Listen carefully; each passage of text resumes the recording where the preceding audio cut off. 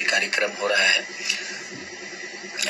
हरमू मैदान में कल 11 बजे दिन यानी कल 10 मार्च 2024 को।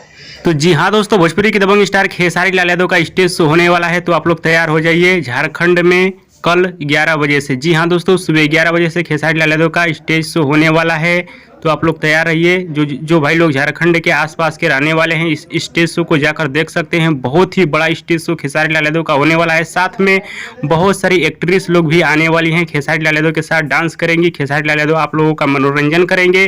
तो जो भाई लोग झारखंड के रहने वाले हैं या झारखंड के आसपास के रहने वाले हैं, इस स्टेज शो को जाकर देख सकते हैं। और कल खेसारी लाल यादव का एक और धमाका आप सभी के बीच होने वाला है, जिस धमाके का नाम है रोमिंग में शरीर बाटू। इस गाने को आप सभी के बीच रिलीज किया जाएगा कल सुबह 6:15 पे वेस्ट भोजपुरी के यूट्यूब चैनल पे। गाने को सुनिएगा, बहुत ही जबरदस्त और ब्लास्ट गाना होने वाला है। वीडियो पसंद है तो ज़्यादा लाइक करें, कमेंट करें, शेयर करें, सब्सक्राइब करें। धन्यवाद दोस्तों।